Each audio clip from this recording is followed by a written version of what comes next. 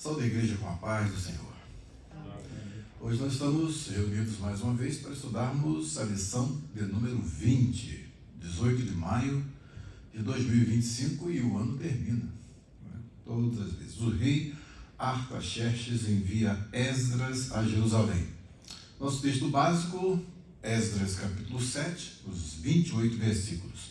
Qual a característica literária, linguística, que distingue este capítulo de praticamente todos os capítulos da Bíblia? Ele tem uma característica singular que nós vamos ver hoje aqui. Tá? É um texto bilíngue. Esdras 7 é a última porção aramaica do nosso estudo de Esdras aqui. Então, o capítulo 7 fecha as sessões aramaicas. Uma parte do texto, que vai do versículo 12 ao versículo 26, está em aramaico, que é a íntegra do documento no registro persa. Então, é muito importante do ponto de vista da documentação histórica, como também é importante para que você saiba esta dimensão linguística que praticamente a maioria, dos que estudam a Bíblia, e você pode dizer 98% do mundo, percebeu essa diferença e esse detalhe linguístico. Então, é o que nós vamos ver hoje. Tá? Então, o capítulo 7 é um capítulo que promete, Promete, e nós vamos ver como é importante nós estudarmos o texto e termos essa visão panorâmica, essa condição de ver o texto em todas as suas dimensões. Nós vamos, logo no início, nós vamos ver um aspecto importante aqui de Esdras, que é o contexto histórico e temático. Esdras 7 marca um momento crucial na restauração pós-exílica, datado de aproximadamente 458 a.C., durante o reinado de Artaxerxes I, de 465 a 424, e cerca de 60 anos após a conclusão do templo, que está em Esdras 6, que nós não estudamos porque fomos a Greenville e estivemos lá e não tivemos oportunidade. Foi batismo lá e nós não estudamos o capítulo 6, mas eu pretendo em casa fazer no meu escritório um vídeo só com o capítulo 6, porque ele é muito importante para que nós tenhamos toda esta sequência de estudos, E aí compreendamos o livro como um todo. Vimos então que o capítulo 6 de Esdras também tem a porção aramaica do texto, e vimos que do capítulo 4, versículo 8, até o 6, versículo 18, nós vimos que o texto está em aramaico. Aqui, no capítulo 7, nós temos uma pausa. Nós temos uma pausa aqui. Deixa eu ver se eu tenho aqui Ok, vou usar aqui essa mesmo. Vou tirar a formatação. Vou colocar do outro lado.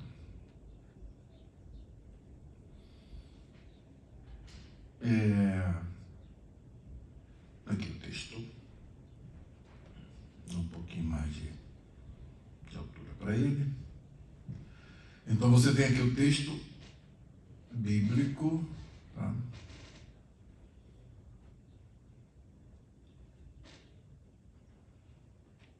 Aí.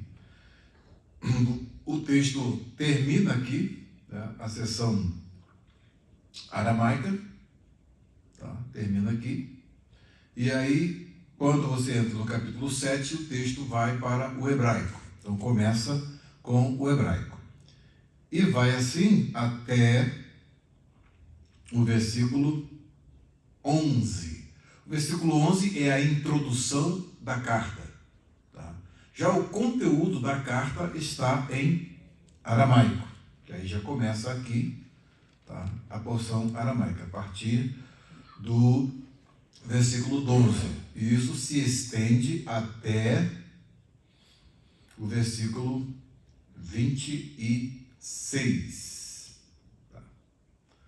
versículo 6. A doxologia final, tá, já está em hebraico novamente. Ainda que se utilize, interessante o texto aqui, é um texto que nós temos hoje, o texto maçorético, é um texto que já é escrito nos caracteres quadrados, que são importados desse período persa e desse período babilônico e persa. Esses alfabeto foi incorporado e foi utilizado para registrar, a partir daí, a Bíblia hebraica. Então, embora o alfabeto seja o mesmo, os caracteres, melhor dizendo, sejam os mesmos aqui, entretanto, tem a diferença de texto. É igual a grafia, por exemplo, em caracteres latinos do espanhol, do francês, do português, mesmo alfabeto, porém, são línguas diferentes. Então, é exatamente o que acontece aqui. É uma informação importante do ponto de vista cultural e também da estrutura do texto. O texto de hoje é muito importante também do ponto de vista teológico. Nós vamos ver algumas coisas que são essenciais para a compreensão do conteúdo, né, que está sendo passado através do texto. Qual é o conteúdo teológico? Qual é a temática? Quais são os temas que são desenvolvidos? Tudo isso é importante quando você estuda as Escrituras dessa perspectiva, né, não histórico-crítica, né, porque o método histórico-crítico terminou com a possibilidade de se fazer teologia. Né, ou quando fazem aquela coisa doida, né, que, por exemplo, na teoria das fontes que eles fizeram de Gênesis, então tem as fontes javista, eloísta, sacerdotal, né, e é um troço assim bem deuteronomista, um troço bem doido.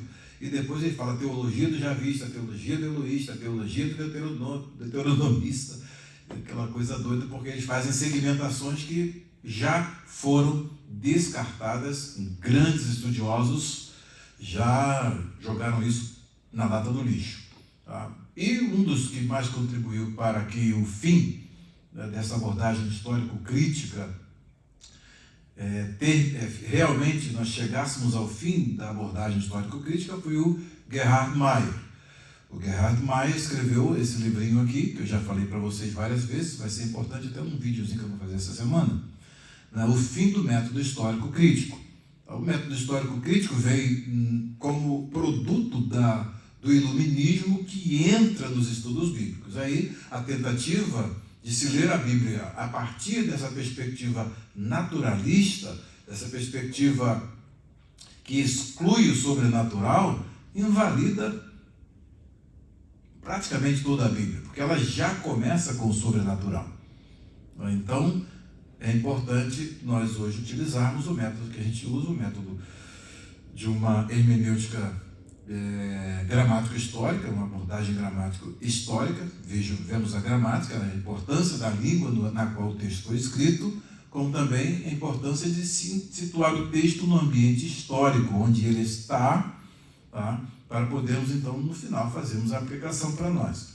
E esta é a hermenêutica que o Gerhard Meyer propõe, uma hermenêutica bíblia. É a Bíblia interpretada nos termos que a própria Bíblia propõe. Então, se for feita a análise do texto a partir dessa perspectiva, aí você tem produção teológica, você vai tirar lições do texto, e isso que é importante para nós. Então, o reinado de Artaxerxes vai de 465 a 424 a.C., mas por que é do maior para o menor? Porque aqui a convergência é para o ano Domini, para o ano do nascimento de Cristo. Então, antes de Cristo vai crescendo, tá? Então quando vem de lá para cá, você vai ver que é 465 até 424, e isso vai até o ano 0. Depois, aí vai em ordem crescente até nós chegarmos em 2025, depois de Cristo. Então, o que você percebe aqui? Nós estamos cerca de 60 anos após a conclusão do templo. Foi no capítulo 6, versículo 15. O capítulo introduz Esdras, tá? Um sacerdote e escriba descendente de Arão. O propósito da genealogia que é colocada logo no início do capítulo 7 é exatamente fazer esse vínculo de Esdras com o sacerdote Arão, mostrando a legitimidade do sacerdócio que ele exerce. Tá? Então ele é um escriba, ele tem este vínculo lá com Arão, e por conseguinte as habilidades dele, que também são apresentadas no texto, o credenciam para ser um novo Moisés, porque agora na restauração eles precisam de retornar à Torá, precisam de retornar à lei, e para retornar à lei precisa de alguém com competência para poder então apresentar ao povo e às lideranças o conteúdo da lei. Percebe? Então, ele vem como um líder da segunda onda de repatriados do exílio babilônico, e a sua missão é fortalecer a adoração em Jerusalém por meio do ensino e da aplicação da Torá, consolidando a identidade espiritual e jurídica da comunidade judaica sob o domínio persa. Então isso aqui é muito importante. Qual a diferença do capítulo 7, tá, para o capítulo 6? No capítulo 6, né, nós temos uma oposição administrativa que é superada a partir de uma intervenção. Tá? Agora aqui, diferente de Esdras 6, que foca na reconstrução física do templo sobre oposição administrativa, Esdras 7 enfatiza a restauração espiritual e legal centrada na Torá, na lei, no Pentateuco, na linguagem cristã. O capítulo resolve implicitamente a necessidade de liderança e ensino após o restabelecimento do culto, com Esdras recebendo a autoridade imperial por meio da carta de Artaxerxes, que está nos versículos 11 ao 26. A narrativa que alterna entre hebraico, tá, vai do 7, de 1 a 11, tá, ao 27, no finalzinho, a doxologia, do versículo 27 a 28, e aramaico, aqui no caso é 7, 12 ao 26, porque a introdução à carta ainda está, versículo 11, ainda está em hebraico, tá? Nós vamos ver isso. Reflete a interação entre a identidade judaica, tá, e o contexto administrativo persa. A providência divina, expressa pela Yad Yavé, né, que é a mão do Senhor, e pela Chesed, que é a misericórdia, está no versículo 28, é o fio condutor, ilustrando como Yavé move reis e capacita líderes para cumprir suas promessas de restauração. Tá? Então, isso é importante para nós, né, que estamos num tempo em que estamos com esses desafios também em relação à igreja contemporânea. É importante o estudo do livro de Esdras, porque este capítulo vai nos dar algumas lições importantíssimas e aplicáveis ao nosso dia a dia. Tá? Então, como nós vemos a estrutura do texto, praticamente nós vamos estudar sobre sobre uma tríplice divisão, que é a introdução narrativa, com as credenciais e missão de Esdras, versículo 7 ao versículo 1, capítulo 7, do 1 ao 10. Depois nós teremos a carta de Artaxerxes, autoridade imperial, dos versículos 11 ao 26, e depois a doxologia, tá? O louvor pela providência divina, que se encontram nos dois últimos versículos, versículos 27 ao 28. Tá? Então esta é a estrutura geral do capítulo que vamos estudar hoje. Sendo assim, nós vamos seguindo o nosso questionário aqui,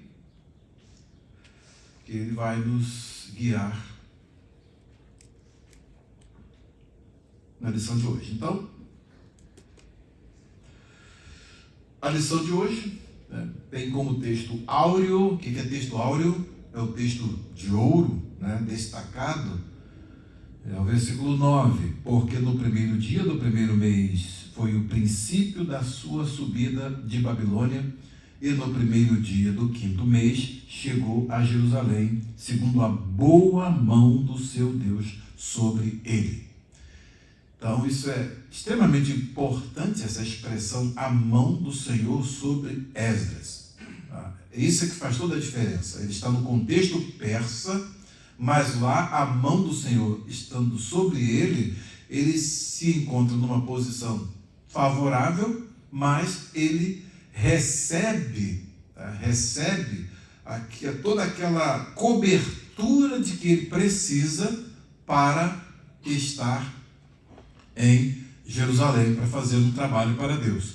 Então, observem bem que é a soberania de Deus controlando a história de tal modo que o Império Persa fica a serviço de Deus. Então, se a boa mão de Deus estiver sobre alguém que tem um trabalho para fazer, o próprio Deus movimenta uma estrutura imperial aqui. Não é só de um reizinho aqui. Artaxerxes é o rei da Pérsia. Então, é um império que fica a serviço do trabalho de Deus. Já dá para você perceber alguma coisa importante nisso? Tá? Isso pode acontecer conosco. Nós temos um trabalho de Deus para fazer, precisamos de suporte. O próprio Deus pode movimentar o presidente dos Estados Unidos para nos dar todo o suporte aqui, se ele quiser. Né? Então... Ficou uma observação. Sim. Acho que demorou 16 anos quando começou para o Senhor executar o projeto. Não é do dia para... Não é do dia para o outro. Geralmente as pessoas pensam, né? Vamos fazer rapidinho. Não. É o tempo dele. Tempo dele. Inclusive aqui, olha, 60 anos depois da inauguração do templo é que vem Esdras. Tá? E vai encontrar muita coisa para corrigir. Isso vamos ver bem refletido mais à frente também em Neemias. Tá? Neemias teve que corrigir coisas graves que estavam acontecendo.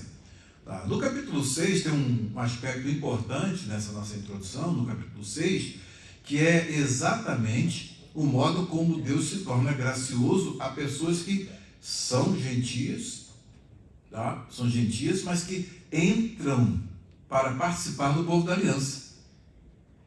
Então eles participam da Páscoa e tem uma certa inclusão desses estrangeiros que também entram nesse concerto, porém tem algumas restrições que são importantes, que vai contrastar, por exemplo, o que está em Esdras 13, em Neemias 13, quando Neemias teve que fazer uma purificação, porque os filhos de Israel estavam se casando com as mulheres estrangeiras, e isso era vedado pela lei.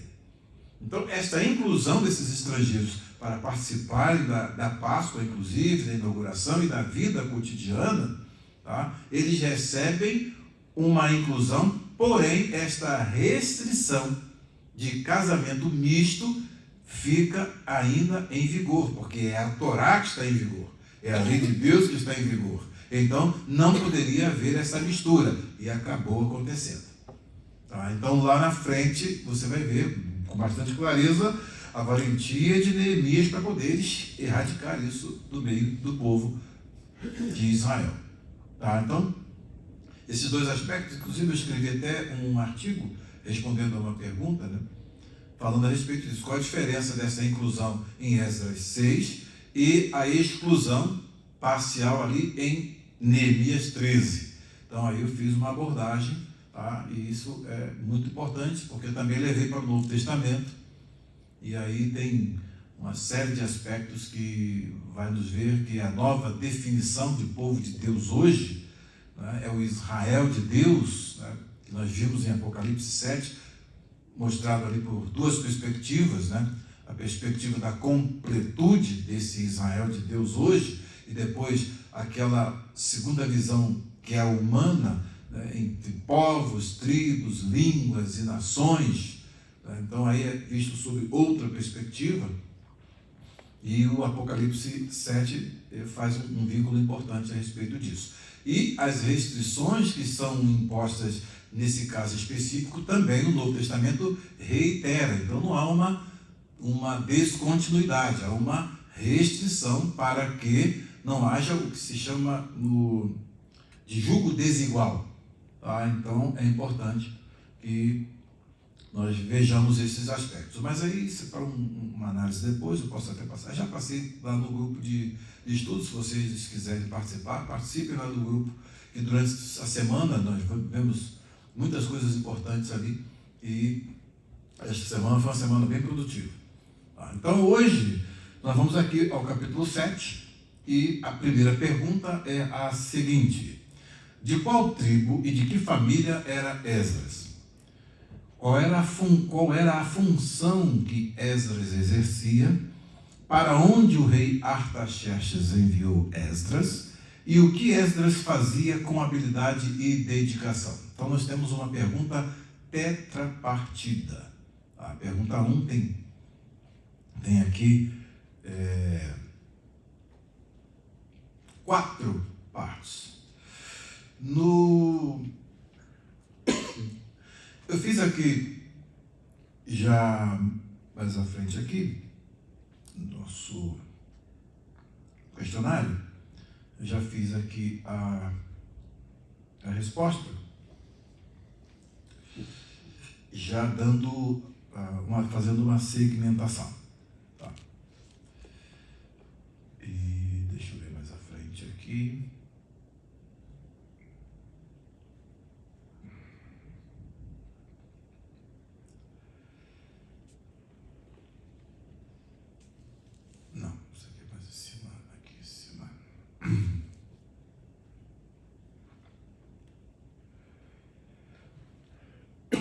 Vamos ver aqui.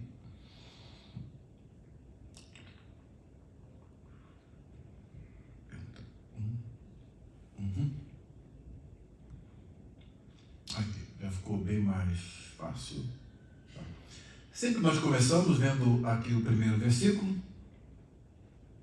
que nesse caso aqui dá o startup, dá o início aqui do texto. E após as coisas estas, aqui está uma tradução literal, seguindo a mesma ordem aqui do texto hebraico. Ve'achar hadvarim ha'el. Hadvarim, davar aqui pode ser, em hebraico, vou dar 2 sentidos básicos, pode ser palavra, como também pode ser coisa. Então, é importante. Aqui, no caso, devarim não tem o sentido de palavras, assim de coisas. E aqui a qualificação, coisas quais? Estas. Então, hadvarim ha'ele, bemalchut, artar, lembra do artar, shaste, o rei Artaxerxes, no reinado de Artaxerxes. Meler Parás, o que é Meler? Na mesma letra? Rei, né? Meler Parás, é o rei da Pérsia. E aí apresenta a personagem. Né? Ezra. Quem é Ezra? Ezra vem lembra do Even, a Ezer, né? Pedra de ajuda? Então vem dessa raiz aí, o nome de Esdras, de ajudador, vem dessa raiz Ezra, de Ezra aqui. Ben, pai dele, Será, você já tem que aprender, vou dar uma aula aqui para vocês, não é possível. Ben, Seraiah, olha as sílabas aqui, aqui você tem o sin em vez do shin. Quando tem o shin é she, quando tem o sin é se. Então, se, ben, aqui, se, ra, ya, ven, aqui após o rei, aí ele perde o dagesh, fica ven,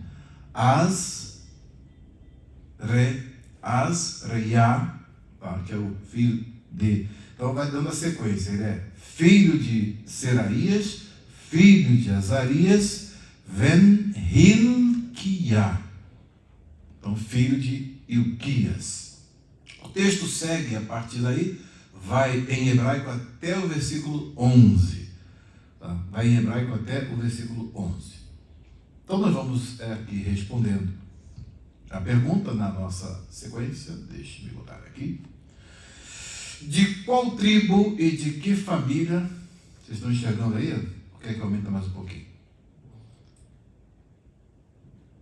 Melhorou? Quer mais ou tá bom? Tá bom. Então, de qual tribo e de que família era Esdras? Versículos 1 ao 5. Esdras. E depois dessas coisas, no reinado de Artaxerxes, rei da Pérsia, Esdras, filho de Seraías, filho de Azarias, filho de Ilquias, filho de Salum, filho de Zadok, filho de Aitub, filho de Amarias, filho de Azarias, filho de Meraiote, filho de Zeraías, filho de Uzi, filho de Buqui, filho de Abissua, filho de Finéias, filho de Eleazar, filho de Arão, o sumo sacerdote. Então, qual é a proposta dessa? Aqui não tem uma linha genealógica completa. Tá? O objetivo aqui é fazer o quê? É fazer uma ligação entre Esdras, tá, e o sumo sacerdote Arão, tá, mostrando que ele é dessa linhagem sacerdotal. Tá? Então a proposta aqui é essa. Tem um livro só falando sobre genealogias lá em casa, está lá em casa, né, que é o propósito das genealogias na Bíblia. Aí o livro só trabalha a questão da genealogia. Qual o propósito de cada genealogia? Então, é um livro que só estuda a genealogia. Tá? Tem estudos bem específicos e é importante que quando você vê uma genealogia tão breve assim, você já vai perceber que ela tem o objetivo de simplesmente pegar pontos dessa ligação, dessa linhagem aqui, para ligar Esdras ao sumo sacerdote Arão. Essa é a proposta. Tá? Então, de qual tribo e de que família era Esdras? Esdras era da tribo de Levi, tá? Da família de Arão, o primeiro sumo sacerdote. Sua genealogia, dos versículos 1 a 5, o conecta diretamente a Arão por meio de Seraías, Zadok e outros sacerdotes, confirmando sua linhagem sacerdotal. Então, a proposta desses versículos é exatamente estabelecer qual a linhagem de Esdras e por que ele está habilitado a fazer o trabalho que ele vai fazer em Jerusalém. Está claro? Ok? Tá, então esse é o objetivo.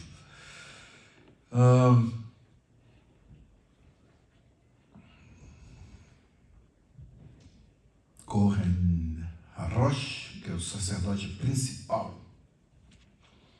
Função. Qual era a função que Esdras exercia? Então aqui, este Esdras subiu de Babilônia. Ele era escriba hábil na lei de Moisés, tá, que o Senhor, Deus de Israel, tinha dado. Então ele era um escriba hábil. O que quer dizer o escriba hábil? Hein? Que ele tinha a competência para ler e interpretar a lei de Moisés. Daí nós vamos perceber que Esdras era bilíngue, inclusive nessa época. Por quê? Ele está vivendo no Império Persa, tá? Ele está vivendo no Império Persa, e no Império Persa a língua franca, aliás, na época a língua franca era o aramaico. Porém, quando ele chega em Jerusalém, ele vai expor a lei. Então, vai haver, vocês vão ver, vai haver um trabalho de interpretação simultânea, quando o texto é lido na língua hebraica e é traduzido para aquela multidão que já vem, que tem como língua franca o aramaico. Então, é por isso que você vai ver que há uma interpretação simultânea para que eles possam entender o que se está explicando. Além de ele conhecer o conteúdo da lei, esse bilinguismo é importante porque para trazer para o povo o conhecimento da lei, numa língua franca que eles podiam conhecer, né? Que eles poderiam acompanhar a exposição. Por que isso é importante? Quando nós estudamos aqui, naquela consagração de varões, acerca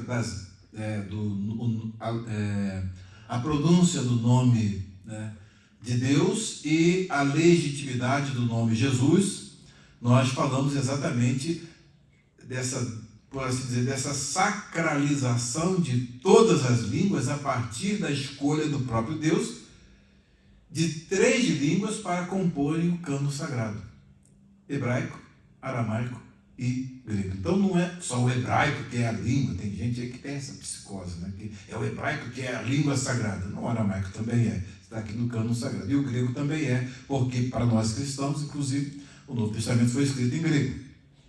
Tá? Então o português hoje também é a língua sagrada que comporta os escritos sagrados. O alemão, o inglês aqui nos Estados Unidos e, né, por aí vai.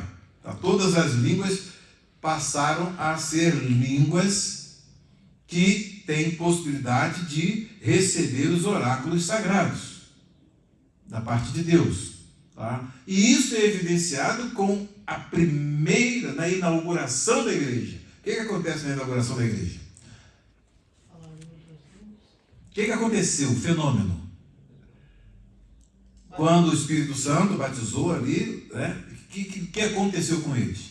Eles falaram em outras línguas em que todos entendiam no seu próprio idioma. No seu próprio idioma. Então, cada um os ouvia falar na sua própria língua em que eram nascidos, na sua língua materna. Ali em Atos 2, o que a gente vê é essa universalização, tá? E a recepção de qualquer língua para veicular o oráculo sagrado, a palavra de Deus.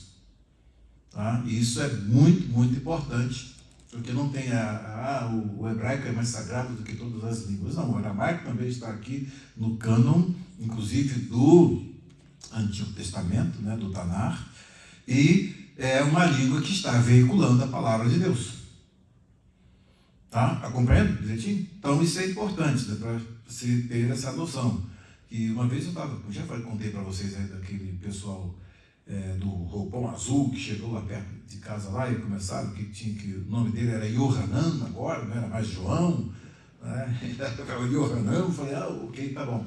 E então vocês agora, tudo para vocês agora é o hebraico, né? Então, Atameda Berivrit, você fala hebraico? Vamos falar hebraico então, já que a língua sagrada é hebraico, então vamos lá, nosso diálogo é em hebraico, vamos direto aqui. Aí peguei a Bíblia hebraica, então leia aqui para mim a Bíblia hebraica, o Novo Testamento também que está em hebraico, já que vocês, né, creem no Messias, então vamos lá.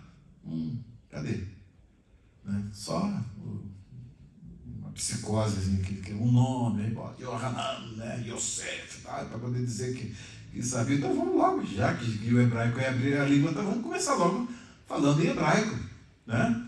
Vamos falar em hebraico, vamos conversar em hebraico, vamos ler o texto aqui. Não, vamos deixar o português de lado e vamos aqui. Cadê? Chamei para a briga, não vieram. Aliás, nunca mais apareceram lá em casa. Inclusive, um era doido demais, né? Porque tinha furado o olho, né? Porque o Messias disse que é melhor você entrar no céu com um olho só do que, né, com 2. Eu falei assim, Jesus, tem misericórdia dessas vidas. E o cara estava lá, aí explicou, né, a exegese dele. Né? Doideira mesmo. Então não existe isso de língua sagrada. Todas as línguas hoje estão candidatas a comportar, né, a palavra de Deus. Daí você vê hoje a diversidade de traduções que nós temos nos sites, né, Bible.com, por exemplo, né, o .com ali. Você tem dialetos já, tem o Novo Testamento, a Luxona lá do Zimbábue e por aí vai. Então você vê ali Bíblia de todas as línguas. Aí a importância do Esdras é porque ele era um escriba hábil, né, competente para poder fazer o trabalho que ele tinha de fazer. Então, e este Esdras subiu de Babilônia, ele era escriba hábil na lei de Moisés que o Senhor Deus de Israel tinha dado. Então, qual é a fundamentação para a restauração? A fundamentação é este retorno à lei de Deus. nenhuma invenção, nada novo, o retorno à lei de Deus. Inclusive, na reconstrução do templo, vocês observam que o templo foi feito exatamente no lugar onde o templo tinha sido destruído. Tá? E agora, à volta, Esdras vai fazer o trabalho que é o mais importante, é o trabalho de preparação do povo para viver a lei de Deus nessa nova fase de restauração. Então, a restauração aqui é um retorno àquilo que eles já tinham em mãos, que era a lei. Porém, precisava de alguém para fazer a exposição, porque eles ficaram muito distantes de uma vivência teocêntrica ali em Israel. Eles ficaram muito distantes disso e agora eles teriam que ter um mestre ali para poder explicar e fazer com que eles vivessem, conhecessem para viver a lei de Moisés. Versículo 11, e esta é a cópia da carta que o rei Artaxerxes deu a Esdras, o sacerdote, o escriba das palavras dos mandamentos do Senhor e dos estatutos, dos seus estatutos. Tá? E aí, no versículo 14, porquanto da parte do rei e dos seus 7 conselheiros és enviado para inquirirem a respeito de Judá e Jerusalém, conforme a lei do seu Deus que está na tua mão. Então ele vem em cópia da Torá e vai ensinar ao povo de Israel. Esta era uma das funções do ministério levítico. O ministério levítico, além de exercer esse trabalho lá no templo, eles eram espalhados por todas as tribos de Israel para ensinar a lei de Deus. Eles tinham essa função. Tá? E vocês vão ver que para ajudar esse trabalho, eles recebem uma chancela da parte do rei, que está no finalzinho do capítulo. Ela está dentro da carta do rei. Eles recebem uma chancela. Quando chegar lá, nós vamos pontuar isso. Tá? Então, o interessante aqui é que um rei pagão, que não tem o conhecimento, né, que Esdras, por exemplo, tem, mas veja como Deus o ilumina, e dentro daquilo que ele está percebendo, ele está em sintonia com a vontade de Deus e contribuindo para que a vontade de Deus seja realizada na restauração e no retorno do povo à vontade de Deus. Tá? E ele vê isso como algo importante para o seu reino, para a prosperidade do seu reino. Tá? É o que nós vemos aqui nos Estados Unidos acontecendo hoje. Antes de o presidente começar as suas atividades, tem o culto de oração na Casa Branca, e pastores ali, irmãos e irmãs, se reúnem para orar a Deus a fim de que as atividades do dia sejam abençoadas por Deus. Né? Então, é importante, dentro daquilo. Sempre vocês vão observar uma coisa, tem as limitações, pastor Vanilson. Tem as limitações. O rei persa, que, se você for ver, tem as suas limitações, mas aquilo que Deus pode usar, ele está sendo usado. Isso é muito importante. Né? Ele não tem a mesma postura, por exemplo, de um Esdras, mas dentro daquilo que ele pode contribuir, Deus está usando esse rei. Assim, nos nossos dias, você vai ver muitas pessoas que vão poder contribuir, mas não vão nem poder ser membro da igreja, por causa de alguns impedimentos que está no primeiro, segundo, terceiro casamento. Daí já tem uma complicação enorme. Tá? Então, nós temos que atinar para essas situações. Tá? Então, quem era aqui? Qual era a função de Esdras? Esdras era sacerdote, né? Kohen, e escriba, Sofer, tá? Descrito como Sofer Mahir, que era o escriba hábil, tá? Hábil, indicando o domínio técnico da Torá. E Safar data de Ela Shemaiah, aí já é o aramaico, né? que era o escriba da lei do Deus do céu, versículos 12 e 14, destacando sua autoridade em interpretar e ensinar a lei. Tá? tem não está nem aqui, um livrinho muito bom sobre Esdras, a parte aramaica de Esdras e de Daniel, é muito importante, do John Cook. Eu sempre cito ele porque ele dá muitas informações úteis, né? Um livro técnico, só trabalha a parte aramaica do texto e como isso é importante para você entender o que está de fato sendo veiculado através da língua aramaica e da língua hebraica também, que ele analisa, no capítulo 7, ele analisa também a parte hebraica dos versículos. E para onde o rei Artaxerxes enviou Esdras? E este Esdras subiu de Babilônia, ele era escriba hábil na lei de Moisés, que o Senhor Deus de Israel tinha dado. Ele deu tudo quanto lhe pedira, segundo a mão do Senhor, seu Deus, sobre ele, porquanto da parte do rei e dos seus 7 conselheiros és enviado para inquirirem a respeito de Judá e Jerusalém, conforme a lei do teu Deus que está na tua mão. Então, depois desse período todo, 60 anos depois, ele é enviado para saber se as coisas lá estão conformes. Tem o templo, está construído, os sacrifícios estão sendo feitos, eles têm todo o suporte de que precisam, os levitas estão distribuídos e fazendo o seu serviço, né? Os líderes estão guiando o povo segundo a lei de Deus. Eles tinham que inquirir isso, essa inquirição, essa busca, para poder saber. E, ao mesmo tempo, o aspecto positivo, ensinar. Tá? Então, isso é fundamental. Daí, o rei Artaxerxes enviou Esdras a Jerusalém, para liderar os repatriados, fortalecer o culto e aplicar a Torá. Então, ele tinha uma responsabilidade tríplice. Primeiro, liderar os repatriados, todos que voltaram para lá. Segundo, fortalecer o culto. E aí ele vai dar todo o suporte das ofertas, tudo de que precisa para poder o culto sair de acordo com a vontade do Deus dos céus. Tá? Ele coloca à disposição, os seus conselheiros em uníssono com ele também fazem essa oferta, essa contribuição. E o Esdras tem a função última aqui de aplicar a Torá, né? Fazer com que ela vigore. Então, qual é a lei da terra? É a publicação da Constituição, tá? Tanto religiosa como civil de Israel.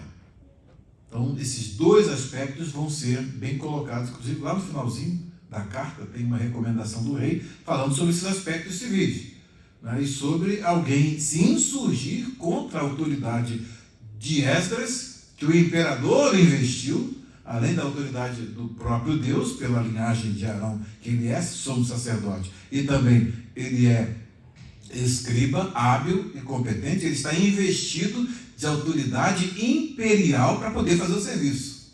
Então, olha a postura de Esdras dentro do contexto da restauração. É muito importante. Tá? E a habilidade e dedicação. Esdras fazia com habilidade o quê? E dedicação?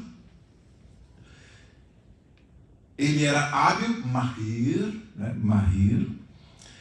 e ele tinha exercia com habilidade o estudo e a interpretação da lei de Moisés, com dedicação, né, que ele preparou o seu coração. Requim levavou. Ele preparou o seu coração. E isso reflete o quê? Reflete a disposição que ele está para poder fazer o serviço. Reflete que já está quase que 100% que vai dar certo. Eu acho que esse versículo, talvez, de todos os outros, para essa lição, seja o versículo mais importante. Muito importante.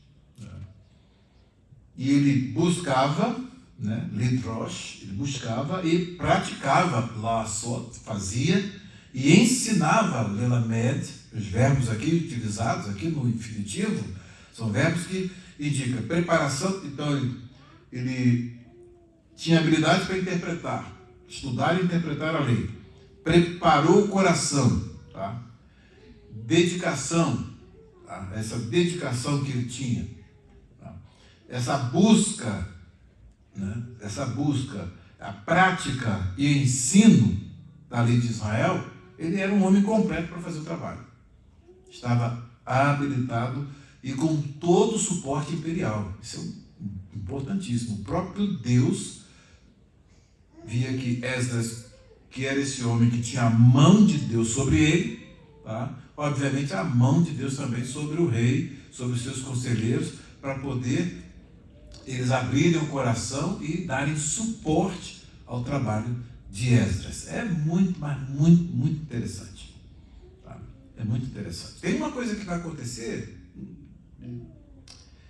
quando ele vai na caravana, não sei se mais à frente, eu não me lembro precisamente, quando o rei oferece proteção,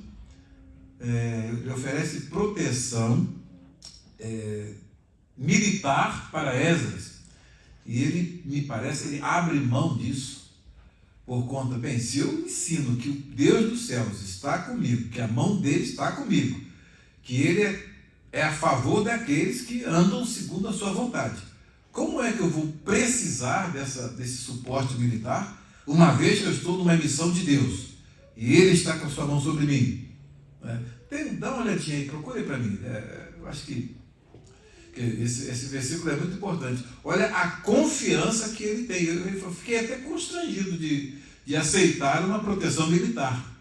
Veja só, a coerência de Esdras. Se eu não estou enganado, tá? Dá uma olhadinha aí. Hein? Esdras 8, 21, 22. Mais na frente, nós vamos estudar. O que diz aí? Lê para nós, por favor. Então apregoei ali o jejum junto ao rio. Mais alto aí para nós. Isso. Então apregoei ali o jejum junto ao rio Ahava para nos humilharmos diante da face do nosso Deus, para lhe pedirmos caminho direito para nós e para nossos filhos e para toda a nossa fazenda.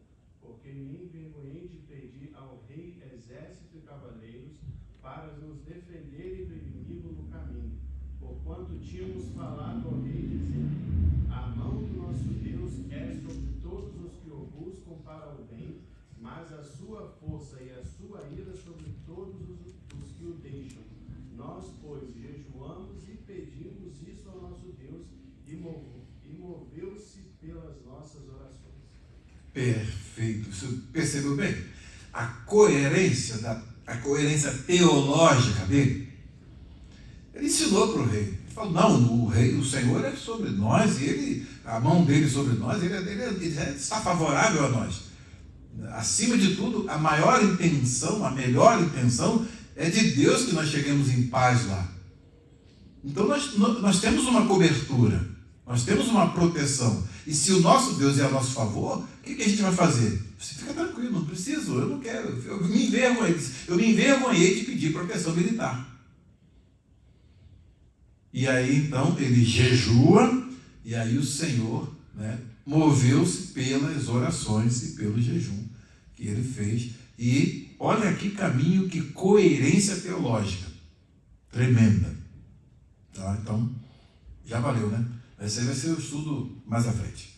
Então, o que a gente percebe no Esdras? Ele é um líder que está plenamente capacitado para poder fazer esse trabalho. Ele tem confiança em Deus.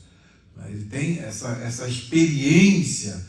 E então ele conduz, ele lidera o povo para convergir. Não, agora é nós e Deus. Nós vamos fazer essa viagem e Deus vai conosco. Ele vai nos proteger dos nossos adversários no caminho. E Deus assim fez. Percebe? Então isso se chama coerência teológica. É a teologia sendo colocada na prática. Não é, evangelista Luciano? Tem que ter essa coerência. Tá? Então isso é muito importante. Então a proteção não vai vir do rei. A proteção vem do Senhor. Você faz um trabalho para ele. Ele que está mandando fazer. Embora nós tenhamos essa possibilidade, estamos sob os auspícios imperiais, né, do império, mas não, pera lá. Eu estou ensinando aqui, a mão do Senhor é a favor daqueles que fazem o bem, daqueles que estão empenhados em fazer o que é reto, o que é correto. nós estamos fazendo o que é correto. Então, conclusão, qual é o silogismo? Deus vai ser conosco nessa viagem. Mas preparou também. Preparou, é sempre o preparo. Tá? O primeiro preparo vinha de quê? Ele vivia o que ele sabia e o que ele ensinava. Tá? Então isso é muito importante. Antes de aplicar a lei para outros, ele aplicava a lei em si mesmo. E agora ele está diante de uma decisão. Aceito a guarda imperial para nos levar até lá, ou aceito a guarda celestial? Vou abrir mão da celestial para a natural, humana? Olha que contraste. Ele, não, tem uma guarda celestial aí e o Senhor vai estar conosco e vai nos dar a proteção de que nós precisamos. Sem plano B. Sem plano B.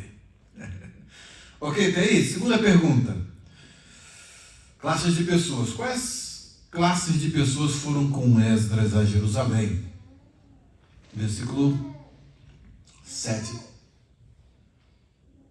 E subiram alguns dos filhos de Israel e dos sacerdotes, e levitas, e cantores, e porteiros, e dos netinins a Jerusalém, no ano 7º de Artaxerxes, rei. Então aqui nós temos Esdras com os filhos de Israel, Bnei Israel, tá? Os sacerdotes, Kohanim, tá? Temos os levitas, Levim, e temos os cantores, que são os Meshorerim, e os porteiros, Soarim, e os servos do templo, os Netinim. Tá? Então aqui eles são os servos do templo, inclusive o Rata, né? O Rata, que em português é Rata, ele também aventa essa possibilidade de serem estrangeiros que foram colocados para fazer esse serviço, aqueles serviços mais pesados ali no templo, que é carregar boi para poder matar, aquele serviço mais pesado. Então eles colocaram esses netinim para fazer esse tipo de serviço. Essas classes representam a comunidade cultica e administrativa essencial para o culto em Jerusalém.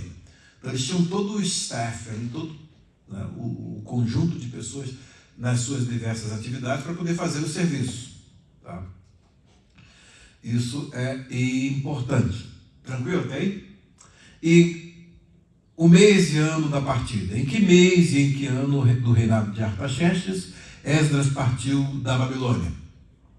Porque, versículo 9, porque no primeiro dia do primeiro mês foi o princípio da sua subida de Babilônia, e no primeiro dia do quinto mês chegou a Jerusalém, segundo a boa mão do seu Deus sobre ele.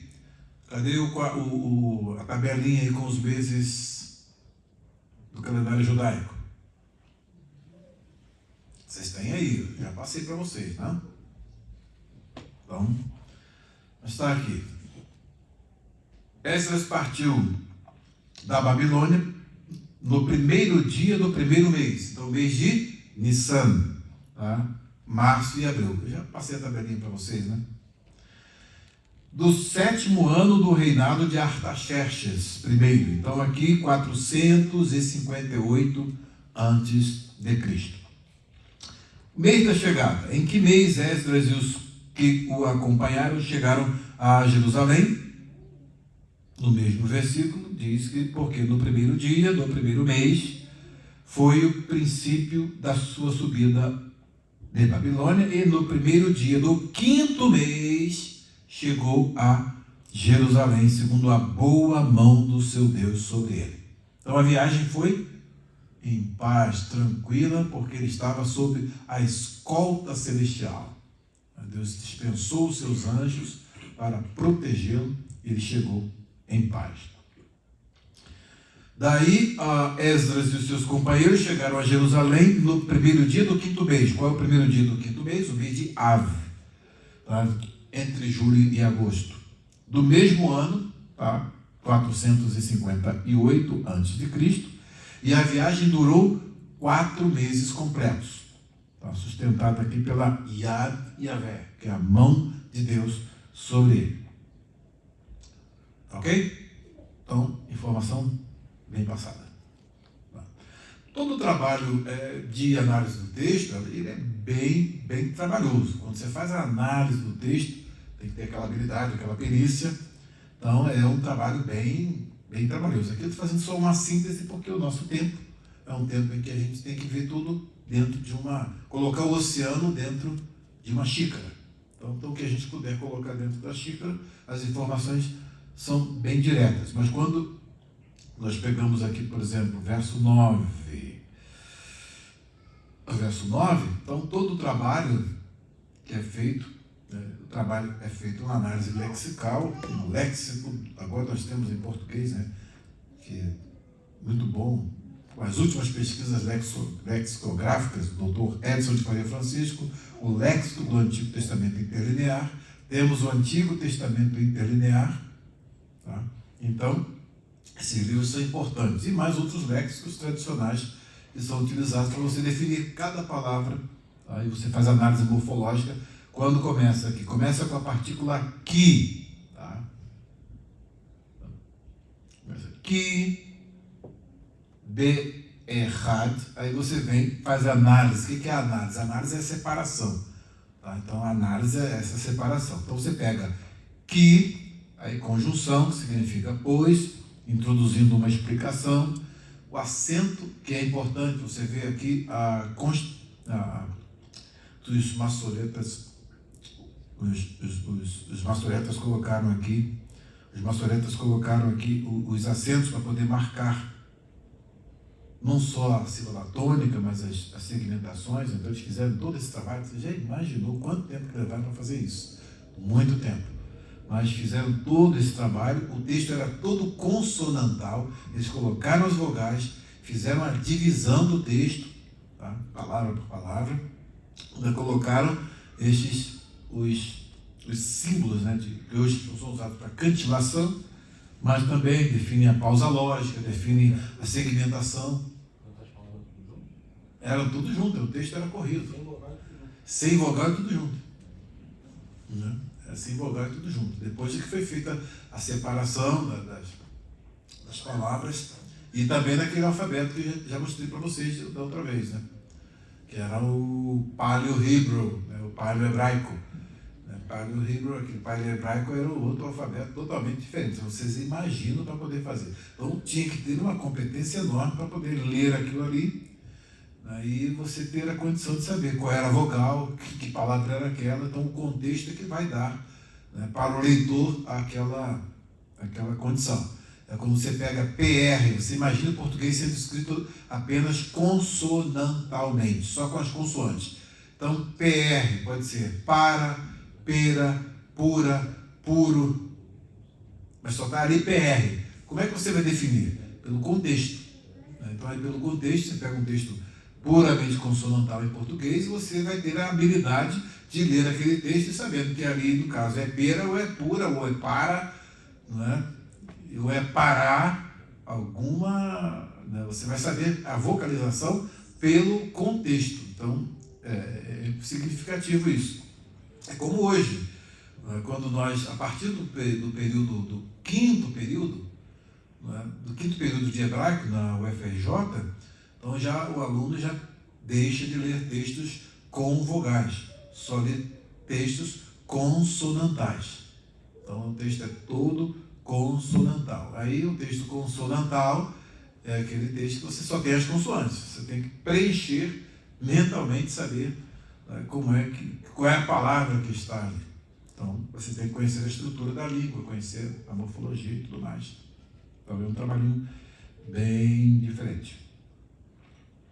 Vogais hoje tem gente criando confusão entre corvo e ave. Pois é, Orevim e Arvim, criando confusão entre corvo e ave, já com o trabalho dos maçoretas, Os maçoretas já deram tudo mastigado e o pessoal fazendo confusão até hoje. Mas a motivação, por um lado, é o método histórico crítico. Tem que racionalizar para poder ficar mais fácil. E não é por aí. Machado flutua. Pastor Vanessa. Ok. Então, esse é o trabalho que é feito, tá? Aí você tem análise morfológica, cada palavra. Tá? Depois da análise sintática é que vem o comentário exegético propriamente dito. Tá? Aí cada cláusula é analisada, e aí então depois que você faz essa consulta e tudo, aí você chega à conclusão que nós estamos utilizando aqui no nosso estudo de hoje. Pergunta de número 3. Para quais finalidades Esdras havia preparado o seu coração?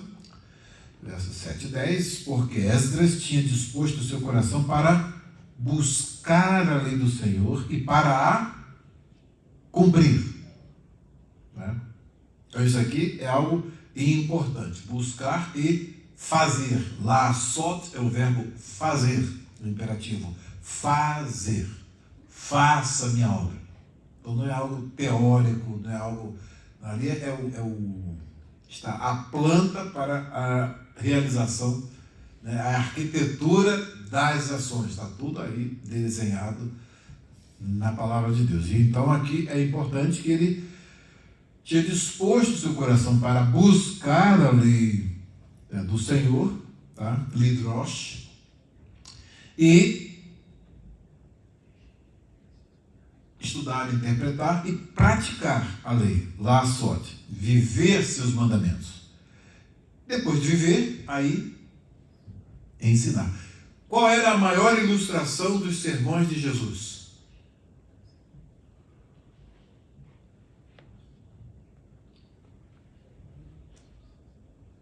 Hein? Qual era a maior ilustração? Tudo que ele ensinava, ele tinha estava ilustrado em quê? Na vida dele. A vida dele era a maior ilustração daquilo que ele ensinava. Ele é o verbo, ele encarnava e vivia tudo que ensinava. Essa era a diferença dele para os escribas e fariseus e saduceus e todas as classes religiosas da época. Ele era a maior aplicação e exibição dos seus ensinos. A sua vida demonstrava tudo o que ele ensinava. Percebe? Então essa diferença é importante por quê? Porque aqui Esdras, olha a sequência, ele é hábil para buscar o conhecimento, mas antes de ensinar tem um verbo no meio. Qual é o verbo no meio? O la'asot, para praticar, fazer a lei. E aí sim, a autoridade para ensinar. Então, de onde Jesus, por exemplo, derivava toda a autoridade dos seus ensinos? É porque todos viam os seus ensinos exibidos nele mesmo, na sua vida, no seu dia a dia. Tá? Então, se ele fosse uma contradição ao que ele ensinava, que tem muita gente que é assim, né? Faça o que eu falo, mas não faça o que eu faço. Tem gente que é assim.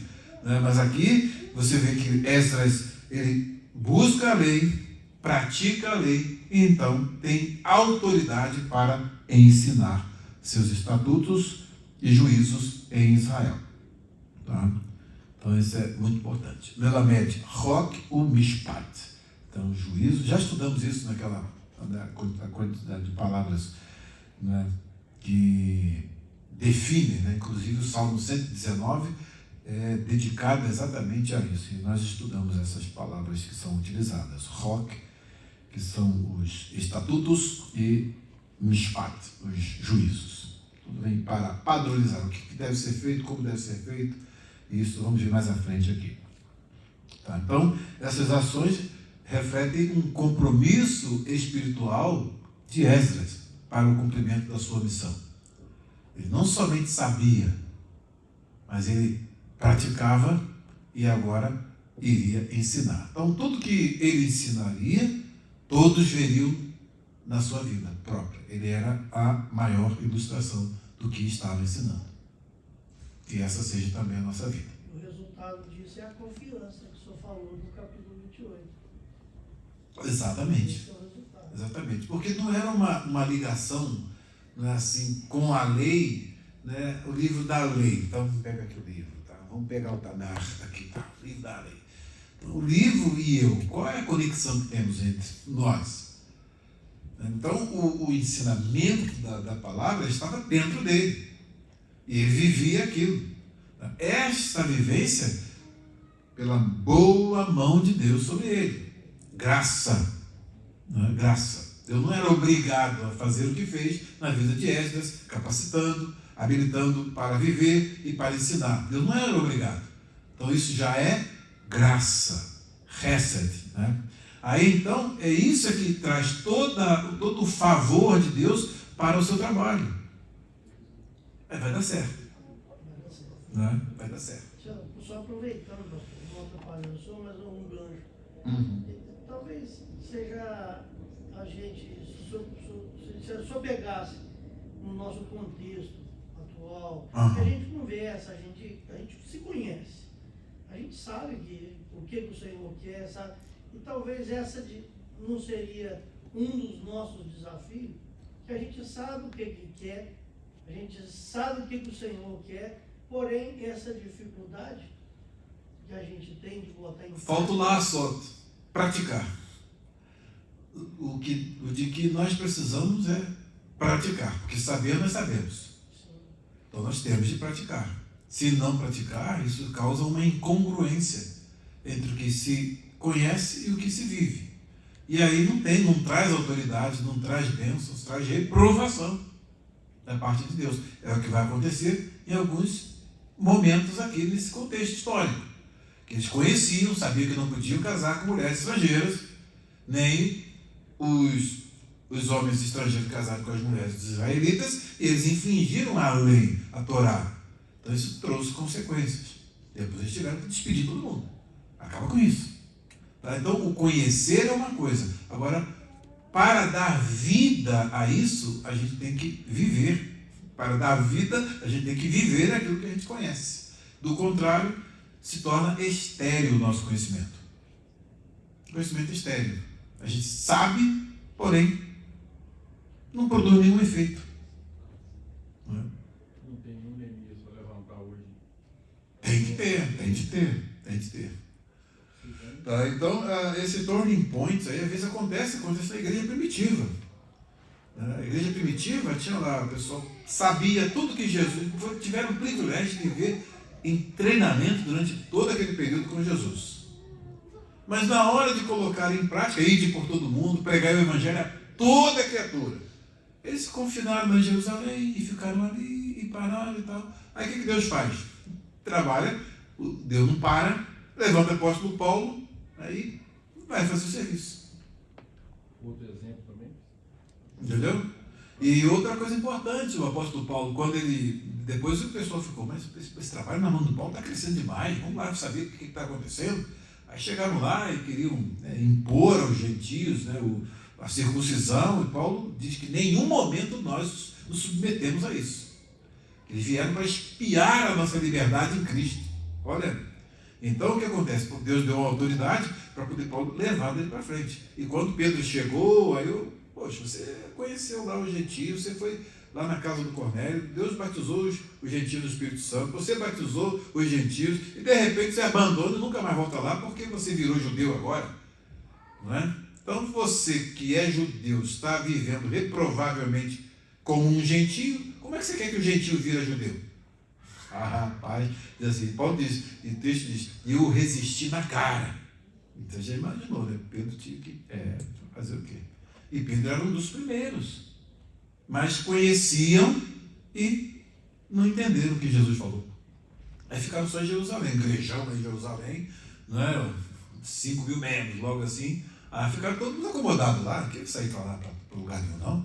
Aí Deus vai levando um Saulo de Tarso para poder perturbá-los primeiros, expulsar todo mundo lá de Jerusalém e depois ele mesmo ir fazer o serviço. Que história, hein? Isso é para nós. Ok? Vamos lá. Estudantes aí de teologia aí, ó. Vamos lá, né? Como é que está o curso, tá bom? Tá tirando de letra, né? Claro, né? Dando aula lá, né? O que vocês conhecem aqui na igreja, aqui, que vocês aprendem aqui, vocês dão aula em qualquer lugar aí. Com certeza.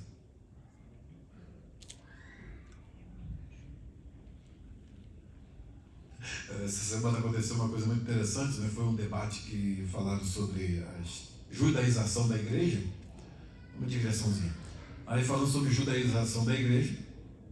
De repente, o pastor que fez o resumo, todo o debate tem um resumo, que é um artigo que um pastor escreve para poder resumir aquilo que foi estudado, foi abordado, debatido ali.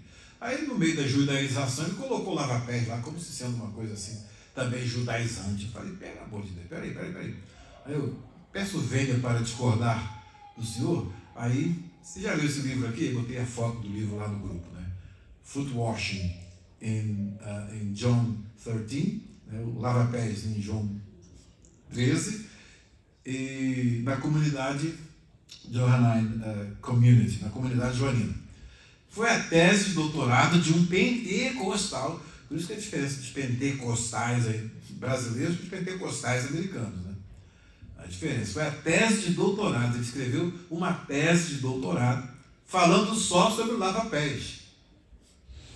O homem deu uma aula, ele reavaliou o lava-pés como eu nunca vi. O Luciano tem um livro lá, né, Luciano? Você tem esse livro lá. É bom que vocês leiam, gente. Vocês, principalmente, estão estudando inglês, é bom que leiam esse livro, porque é uma das maiores defesas. Aí, quando eu falei para ele que um pentecostal, né, explicou de fato o que é o lava-pés, aí ele sentiu interesse, não dormiu. Acho que ele não dormiu à noite. De manhã já me mandou uma mensagem: pastor, achei a tese de doutorado dele.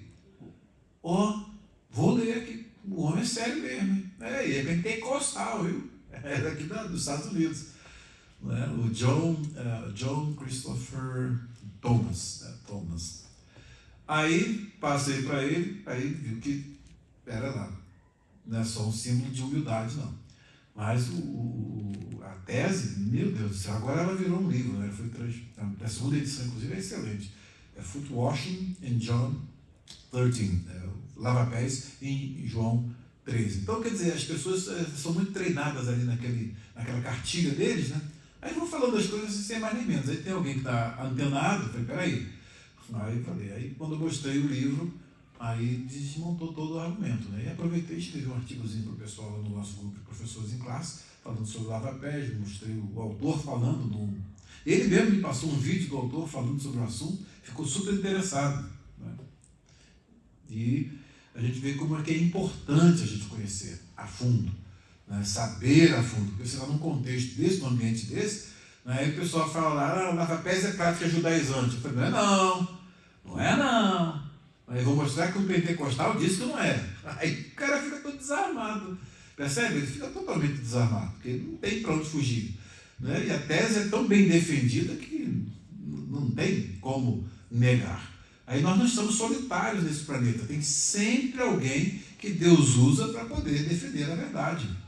Deus sempre usa. Tem aqui no movimento aqui no Canadá e nos Estados Unidos, tem o movimento da cobertura, né? Head Covering Movement, que é a cobertura com véu, o movimento de cobertura com véu, né?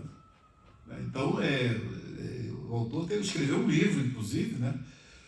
Escreveu um livro que agora está disponibilizando até em português no site. Eu vou passar o link para vocês, cobrem-me, tá? É importante, escrevendo sobre o véu. Então não tem só meu livro sobre o que põe o véu. Tem outros autores aí, e um outro livro que vem trazendo desde lá da patrística, ao longo da história da igreja, todos aqueles que defendem o uso do véu. E contemporâneos presbiterianos também. Lloyd Jones, como R.C. Sproul, saudoso R.C. Sproul, todos eles defendendo, e inclusive as esposas usavam o véu lá na igreja. Nós estivemos lá na Flórida. Então isso é importante vocês saberem, por quê? Porque às vezes a pessoa chega, isso aí é isso, o véu, o cabelo é véu. Peraí, cabelo é véu? Vamos botar aqui no texto aqui, ver se o cabelo é véu mesmo. Então você tem a condição de defender aquilo que você crê. É importante. Tem que ter a habilidade, a Westers, a habilidade. E para isso vocês estão estudando. Na melhor escola que a gente tem. Se sair daqui, dou diploma de doutor para vocês tranquilo. Tá? Os bons alunos, hein?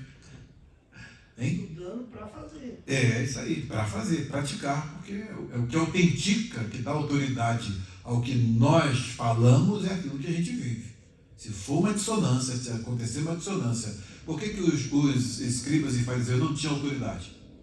Lá no finalzinho do capítulo 8, acho que é o capítulo 8 ou 7, Depois dá uma olhadinha. Diz assim, porque a diferença de Jesus para os escribas e fariseus é porque ele ensinava como tendo autoridade. No meu livro Pastor, um ensaio sobre o ser e fazer no ministério pastoral, eu faço a pergunta: de onde vinha a autoridade de Jesus? Porque ele era a melhor ilustração daquilo que ele ensinava. Ele praticava. É o lasot, fazer, praticar. Aí então, lelamed, é ensinar. Ok. O que Esdras pretendia fazer ao chegar em Jerusalém? Versículos 10, tá? Também implicando aqui 7 do 17 ao 19, 25 e 26. Porque Esdras tinha disposto o seu coração para buscar a lei do Senhor, para cumprir e para ensinar em Israel os seus estatutos e os seus juízos. Então a intenção dele era fortalecer o culto no templo, oferecendo os sacrifícios e recursos, ensinar a Torá ao povo, verso 7 e 10, e estabelecer um sistema judicial baseado na lei. O poder judiciário de Israel era baseado na lei de Deus. Ele ia nomear juízes e magistrados que iriam trabalhar de acordo com a lei de Deus. Já pensou? A lei de Deus era a constituição desse povo, vinda direto da boca de Deus. O que estava escrito no cabeçalho da carta do rei Artaxerxes dirigida a Esdras? Então, Artaxerxes, rei dos reis, e a Esdras, sacerdote, escriba da lei do Deus do céu, paz perfeita e em tal tempo. Então, aí está o cabeçalho.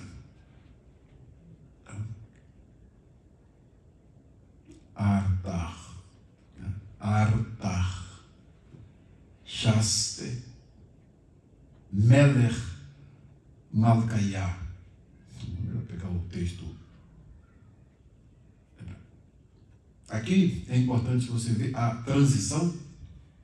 Essa transição é um ponto de inflexão no livro.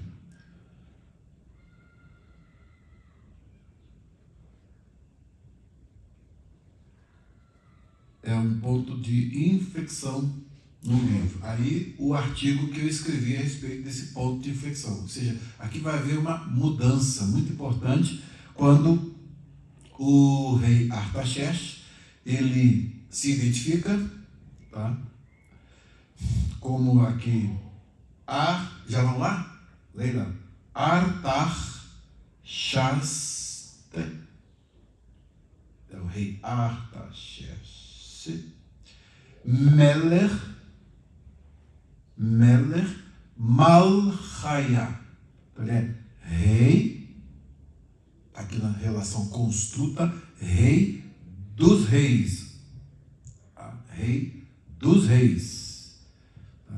Le Ezra, a Esdras, preposição que indica o destinatário, então o remetente e destinatário. Ele aí você tem aqui sacerdote, Kohen em hebraico. Aqui você tem o sacerdote, tem a forma Kahana é outra forma, inclusive com o. A forma, o Aleph aqui é o artigo, nesse caso é no caso enfático aqui. É o sacerdote, Safar Datar, ele é o Safar, do hebraico Sefer, ele é o escritor, ele é o escriba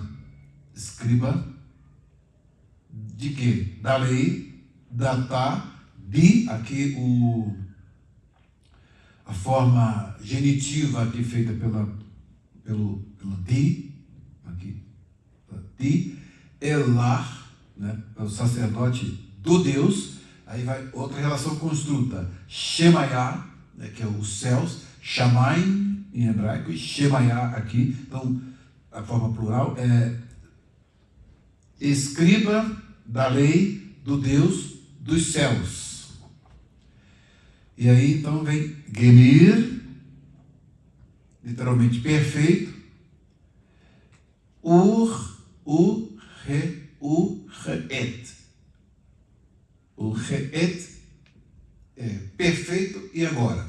Então, geralmente na tradução, quando se tem esse gemir aqui, né, esse perfeito, implica no shalom. Né?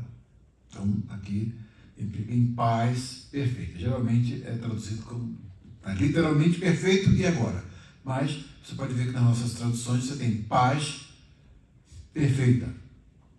Pega aqui a revista corrigida. E você vai ver aqui na revista corrigida o que vai acontecer. O que você vê aqui? O paz aqui está em itálico. Quando paz aqui está em itálico, está indicando o quê? Que não está no texto original. Ok? Prossigamos então, porque o nosso tempo não dá para a gente fazer toda essa análise aqui dedicada e detalhada como nós queríamos. Mas vamos aqui então. Então, o remetente é o Artaxerxes, o destinatário é o Esdras, ele é o destinatário, e aqui a saudação, perfeito e agora. Uma fórmula persa indicando paz e bem-estar, segundo Swanson, e o Cook também, e o ATI, o Antigo Testamento interlinear, paz perfeita e em tal tempo. Seria a tradução dessa expressão, desses dois termos que estão juntos ali. Quarta pergunta. Quais pessoas o rei Artaxerxes autorizou a acompanharem Esdras a Jerusalém? Esdras 7,13. Por mim se decreta que no meu reino todo aquele do povo de Israel e dos seus sacerdotes e levitas que quiser ir contigo a Jerusalém, vá. Tá? Então Artaxerxes aqui autorizou a todos os voluntários do povo, a todos os voluntários do povo de Israel, seus sacerdotes, os levitas, a acompanharem Esdras a Jerusalém, com ênfase nas classes culticas. Observem que a ênfase aqui é nas classes culticas, né? Classes que vão servir ao culto. A proposta de Esdras é trabalhar tanto na parte da restauração e regulamentação cultica, como também depois fazer a regulamentação do judiciário. Depois falar essa palavra hoje, né? Judiciário, né? Porque o judiciário é importantíssimo, mas aqui o judiciário funcionava segundo a lei de Deus. Então ele ia trabalhar fazendo isso. E quais os itens permitidos? O que o rei permitiu que fosse levado para Jerusalém? E para levares prata e ouro, que o rei e seus conselheiros voluntariamente oferecem ao Deus de Israel. Olha, como nós falamos a princípio, o rei se dispondo a dar do ouro do palácio, da prata e ouro, para poder servir. E os seus conselheiros também voluntariamente fizeram as suas doações e oferecerem ao Deus de Israel, cuja habitação está em Jerusalém. Então Esdras ensinou direitinho, né? E o rei aprendeu. Você pode ver pela linguagem da carta que o rei aprendeu muito, e obviamente Esdras foi de suma importância para passar essas instruções. Então, o que ele levava? Segundo a carta do rei, o que Esdras levava em suas mãos, porquanto da parte do rei e dos seus conselheiros és enviado para inquirirem a respeito de Judá e Jerusalém, conforme a lei do teu Deus que está na tua mão. Então, o que estava nas suas mãos, o que ele levava? A lei do seu Deus. Datá, Elahá, de Bedar. Bedar, aqui. Então, a lei do teu Deus que está em tuas mãos, a Torá, simbolizando a autoridade para inspecionar Judá e Jerusalém, segundo Cook. A quinta pergunta: quais materiais e ofertas voluntárias Esdras estava autorizado a levar para Jerusalém? Versículo 16. Como também toda a prata e ouro que achares em toda a província da Babilônia, com as ofertas voluntárias do povo e dos sacerdotes que voluntariamente oferecem para a casa do seu Deus que está em Jerusalém. Então, ele está também autorizado, e o povo geral que quisesse ofertar também, iriam ofertar. Então ele estava autorizado a levar prata e ouro, tá, dos reis, dos seus conselheiros, do povo de Israel e os seus sacerdotes, e coletados na província da Babilônia, Midnat, Babel. Essas ofertas eram para a casa de Deus em Jerusalém. Tá? É importante também que Esdras fosse o quê? Um homem fiel. Que a quantidade de ouro que ele vai levar é enorme, a quantidade de prata é enorme. Então ele vai, né, com uma comitiva. É exatamente aí o ponto do capítulo 8. Por que o rei quis oferecer uma escolta militar? Porque ele está com carruagens e mais carruagens de ouro e prata, gente. É o trem pagador, antigamente tinha o trem pagador, né? Acho que era isso, o trem pagador. Muito dinheiro sendo levado nessa viagem. Tá? Então, o que acontece? O rei falou: vocês querem uma escolta para levar você lá? Né? Então, exatamente por isso, pela quantidade de ouro que ele estava levando, a quantidade de prata, e muito, muito dinheiro mesmo. E qual era o objetivo? O que Esdras podia comprar com essas ofertas conforme a vontade de Deus? Primeira coisa que eu vou fazer é chegar lá e comprar minha casa à beira da praia. Tem essa história da beira da praia, que vocês devem estar ouvindo por aí, hein? Era um carpinteiro que haja e ouve mesa. O cara é doido mesmo, né? Cada uma que aparece aí, não tinha que dizer, isso parece estar virando um sanatório.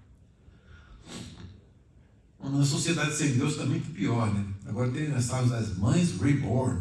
Já ouviu falar nisso? Gente, é uma loucura coletiva. O povo está doido mesmo.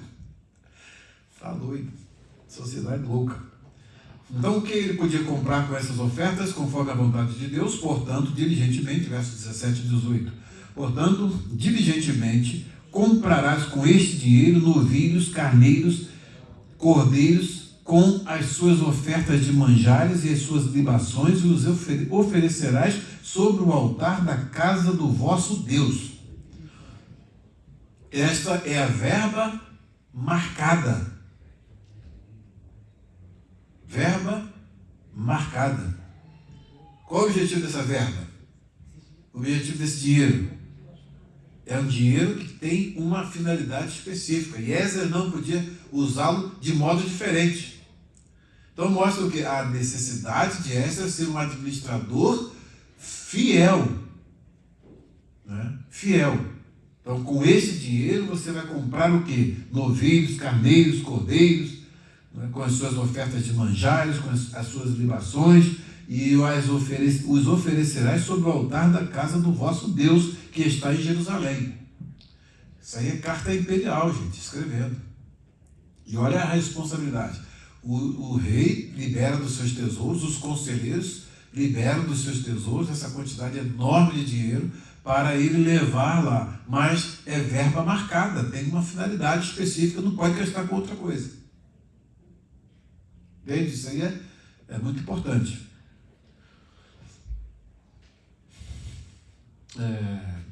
Também o que a ti e a teus irmãos bem parecer, isso fareis com o resto da prata e do ouro, segundo a vontade do vosso Deus.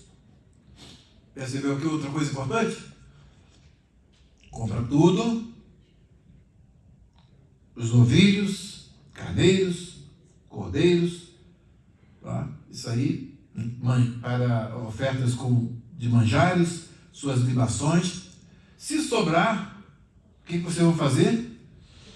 Vocês podem fazer o que bem parecer, tá? Do resto da prata e do ouro, segundo a vontade do vosso Deus. Segundo a vontade do vosso Deus. Então a verba está marcada, ela tem destino, ela tem uma finalidade, ela tem um objetivo. Então é importante nós observarmos que, mesmo que sobrasse, que obviamente ia sobrar, né, o restante podia ser usado conforme a vontade de Deus. E o que ele quer dizer com isso também? Porque numa primeira compra, tá, esse dinheiro seria usado para comprar essas coisas, mas elas serviriam até um determinado tempo. Então, o que aconteceria? O dinheiro deveria ficar em caixa para as próximas compras de carneiros, de cordeiros, de novilhos, tá, e de ofertas de manjares, tudo que era necessário para o culto. Percebeu bem? Então era uma verba que não era, acabou o dinheiro, o que vai fazer? Bem, guarda, porque isso aí é para ser usado segundo a vontade de Deus. Então tudo estava vinculado ao culto no templo. Nada fora disso. É um exemplo. E Esdras foi confiado essa missão e ele cumpriu com êxito. Pergunta de número 6 também. Quantidade máxima de materiais. Qual era a quantidade máxima de materiais que os tesoureiros do rei deveriam fornecer a Esdras e como essas quantidades são expressas em talentos, coros e batos? Aí da minha parte, eu, o rei Artaxerxes, dei ordem a todos os tesoureiros que estão da além do rio, que tudo quanto vos pedir Esdras, o sacerdote, escriba da lei do Deus do céu, se lhe faça prontamente. Quem mais o rei encarregou para fazer suprir o de que precisasse o sacerdote Esdras para o culto? Isso aqui é importante. Todos os tesoureiros da lei do rio, ou seja, aqueles tesoureiros, aqueles lá como é o nome do rapaz? Tatenais? Hein? Satanás não, Tatenais, né? Tatenais. E queria perturbar lá o trabalho. Agora, todos eles estão responsabilizados o dinheiro que está entrando lá e sendo recolhido por essas autoridades, né? Tem os afarsaquitas lá e todos aqueles que estão responsabilizados pelas coletas individuais do tesouro que estão compondo o tesouro que vai para o rei. Eles estão o rei determina que eles utilizam desse tesouro para suprir o culto do templo. Extraordinário isso, né? Que extraordinário isso. Então aqui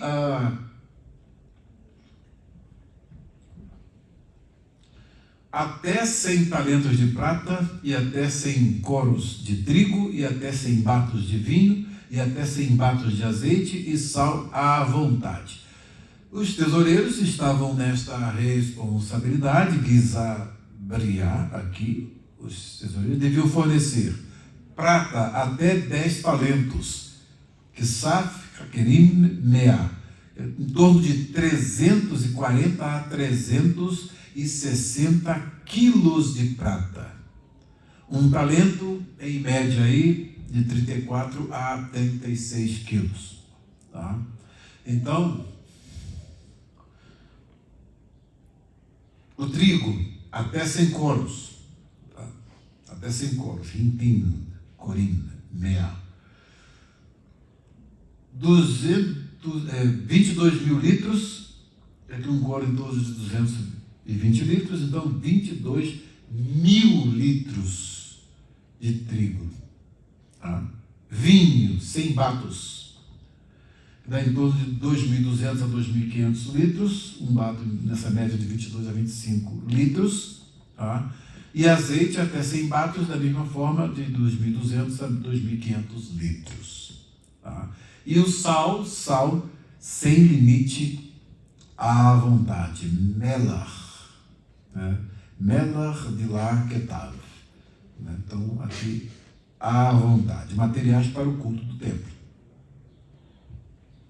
Então, respondemos assim a pergunta de número 6. A pergunta de número 7.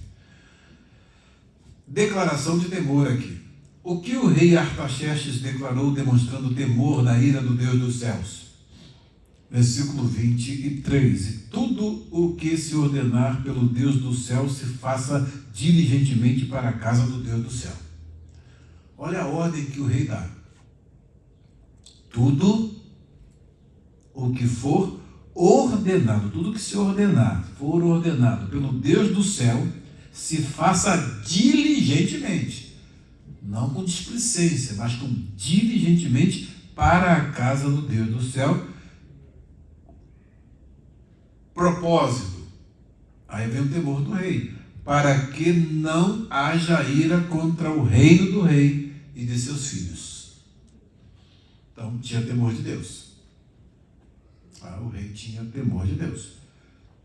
E então ele fala, faça tudo direitinho, viu? Estou mandando aqui recurso, o que precisar de mais lá, os tesoureiros lá já estão ordenados a fornecer para vocês o de que vocês precisam.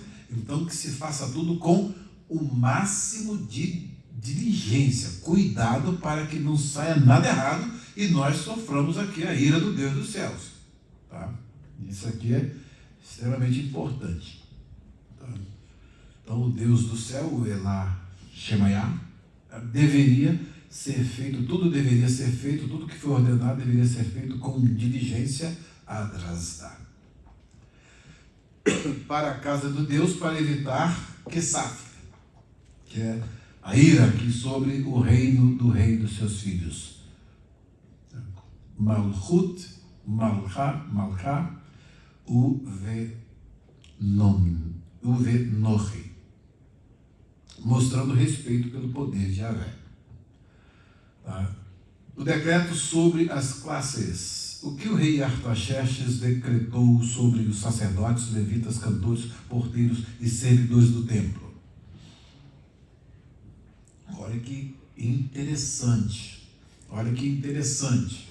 Os tesouros de além do... Então, aqueles que foram lá para perguntar se a obra era legítima, agora já estão incumbidos de patrocinar também. O que faltar, pode tirar do tesouro lá dos que moram, dos que estão além do rio, do outro lado do rio. Tá? E o que ele decretou em relação às classes religiosas? Também vos fazemos saber que não será lícito impor nem tributo, nem imposto, nem pedágio sobre nenhum dos sacerdotes, levitas, cantores, porteiros, os servidores do templo, os netinins, tá? Os servidores dessa casa de Deus. Isenção total de impostos, tributos, tudo. Era uma isenção total para que eles pudessem fazer o serviço da casa de Deus. Então a classe religiosa teve o privilégio de ser isentada de impostos. Imposto zero. Né? Interessante isso?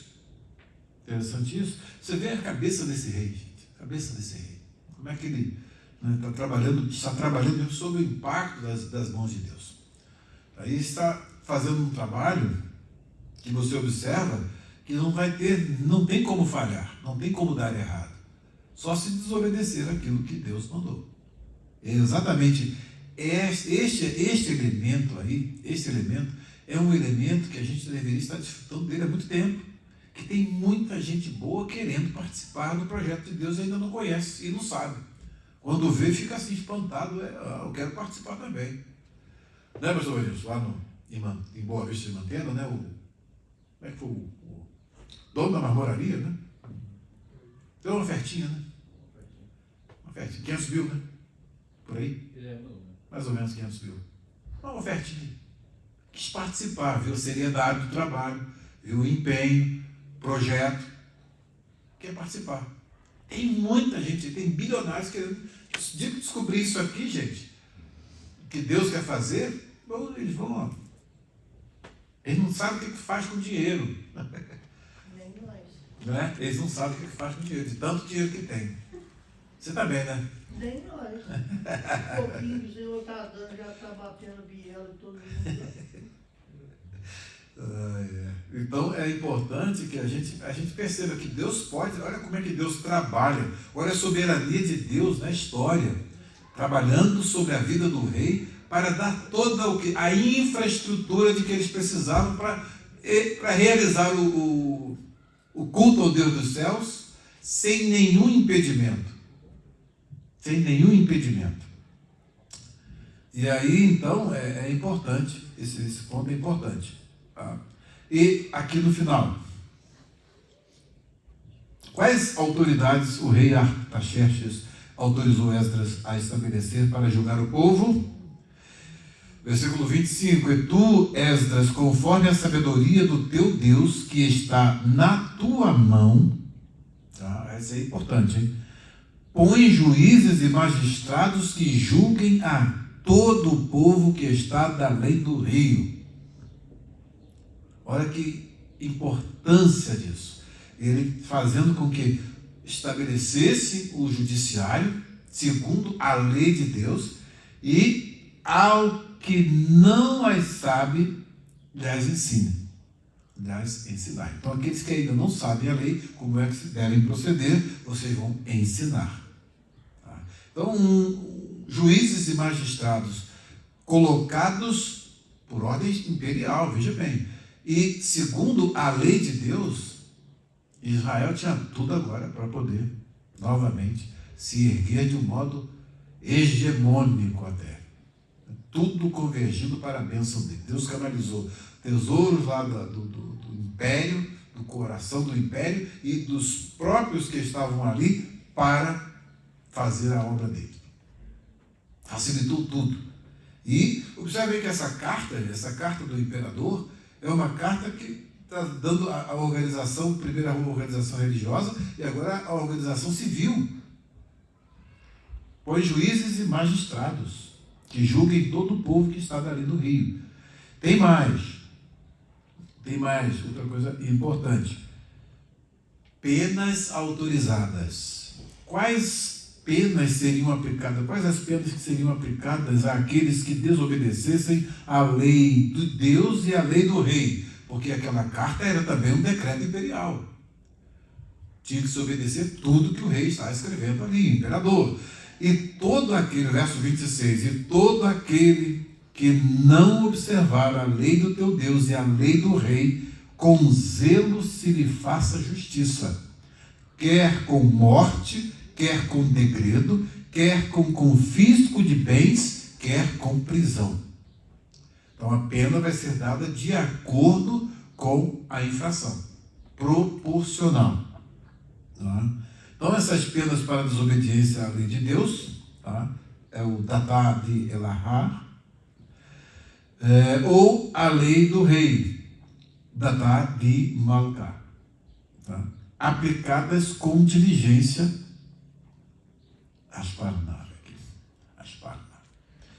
eram morte, desterro, confisco de bens e prisão. Tá? Então a classificação por gravidade: prisão, confisco, desterro, morte, uma tabela que é colocada. A função, responsabilidade principal e exemplo prático: juízes, interpretar e julgar as causas com base na lei. Exemplo prático: decidir se alguém é culpado ou inocente.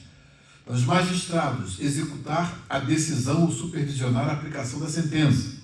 Ordenar prisão, confisco, exílio, conforme o que a lei dissesse. A curiosidade: no Império Persa e também em outras culturas antigas, era comum haver uma separação entre quem julgava, decidia com base na lei, e quem executava, aplicava e fazia cumprir a decisão. Esdras, ao organizar o sistema de justiça, é orientado a utilizar este modelo. Ele nomeia juízes para julgar e magistrados para ajudar a manter a ordem e a aplicação da lei de Deus. As penas já foram, as penas autorizadas: morte, desterro, expulsão, exílio, confisco de bens, prisão. E essas penas demonstram o grau de autoridade que Esdras recebeu, unindo a lei de Deus e a lei do Império Persa. Heródoto, a história, esse livro aqui é bom, viu? História. Tá? Então, esse aqui, inclusive, É uma tradução direta do texto grego de Heródoto. E vale a pena. Quanto a essa parte dos persas aí, você tem detalhes que são os mais extraordinários que Heródoto, o historiador Heródoto, conta. Tá. Ok. No finalzinho aqui, nós temos a doxologia. No finalzinho, nós temos aqui a doxologia, que é o final aqui do texto. Okay.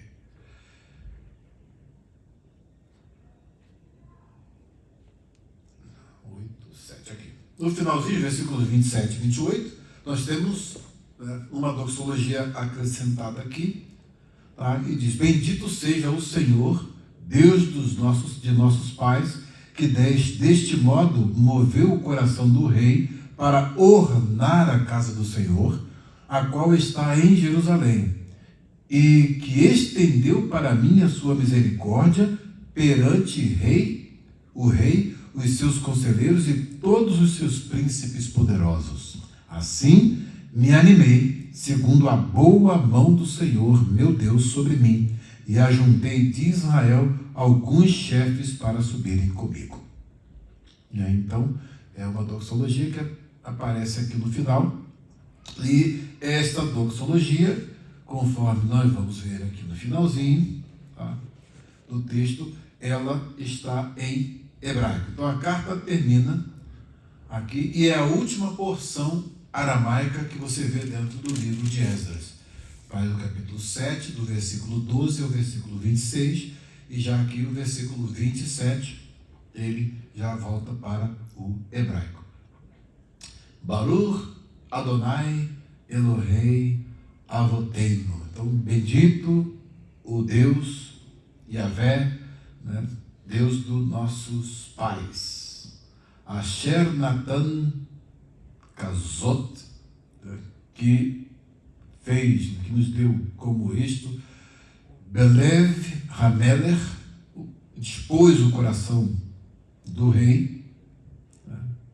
Lefaer, né? Para glorificar, Et Bet Adonai, para glorificar o templo, a casa do Senhor, Asher Berushalayim, que está em Jerusalém.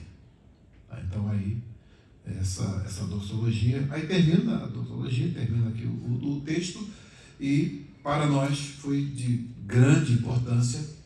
Nós vemos que Deus fez um trabalho, e esse texto exalta a soberania de Deus, o modo soberano como Deus atuou nas autoridades persas e como tudo convergiu para nós vermos. Todas as coisas contribuem para o bem daqueles que amam a Deus, daqueles que são chamados pelo seu decreto. Tem um trabalho a ser feito e nada faltou, e todas as provisões foram supridas pela boa mão de Deus sobre Esdras e sobre todos aqueles que se dispuseram a fazer a obra de Deus, a vontade de Deus. E que esta mão do Todo-Poderoso também esteja sobre nós, para nós podermos, com essa boa mão sobre nós, termos caminhos abertos, portas abertas, para fazermos o trabalho que Ele nos incumbiu na nossa história presente. Que o Senhor nos abençoe, e vamos ao nosso almoço.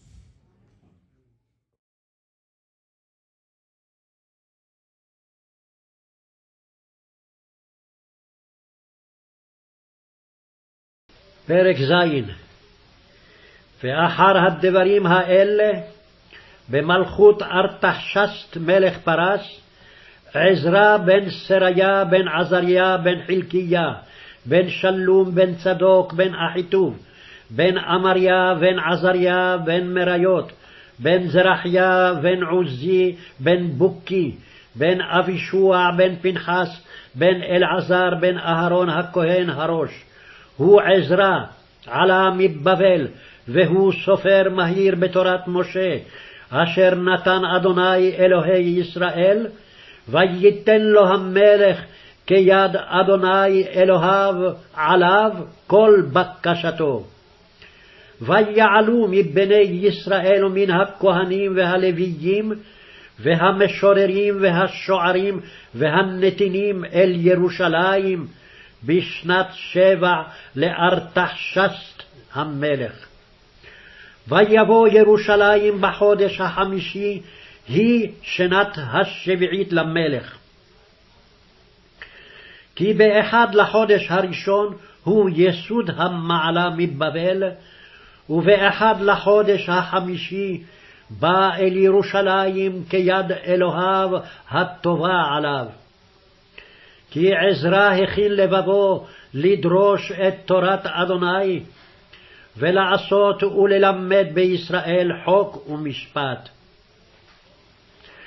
וזה פרשגן הנשתבן, אשר נתן המלך ארתחשסט לעזרא הכהן הסופר, סופר דברי מצוות אדוני וחוקיו על ישראל. ארתחשסט מלך מלכיה לעזרא כהנא, ספר דתה די אלה שמיה גמיר וכענת. מיני סמטעם די כל מתנדב במלכותי מן עמה ישראל וכהנוהי, ולביה למהך לירושלם עמך יהך. כל כובל די מן קודם מלכה, ושבעת יעתוהי שליח לבקרה על יהוד, ולירושלם בדת אלהך די וידך. ולהבלה כסף ודהב די מלכה, ויעתוהי התנדבו לאלה ישראל, די וירושלם משכנה. וכל כסף ודהב די תהשכח בכל מדינת בבל עם התנדבות עמה וכהניה, מתנדבים לבית אלהום די וירושלם. כל כובל דנה אספרנה תקנה בכספה דנה, תורין, דכרין, אמרין ומנחתהון ונזקהון, ותקרב עמו על מטבחה די בית אלהום די וירושלם. ומה די עלך ועל איכך, יטב בשאר כספה ודהבה למעבד, כרעות אלהום תעבדון. ומניה די מתייהבין לך לפולחן בית אלהך, השלם קודם אלה ירושלם. ושאר חשכות בית אלהך די יפל לך למנתן, תנתן מן בית גנזי מלכה. ומיני אנא ארתחשסט מלכה, סמטעם לכל גזבריה די בעבר נהרה, די כל די ישאלה נכון, עזרא כהנא ספר דתה די אלה שמיה, אספרנה יתעביד. עד כסף קקרין 100, ועד חנטין קורין 100, ועד חמר בתין 100, ועד בתין משח 100, ומלח די לה כתב. כל די מן טעם אלה שמיה יתעבד עד רזדה לבית אלה שמיה, די למה להווה כצף על מלכות מלכה ובנוהי.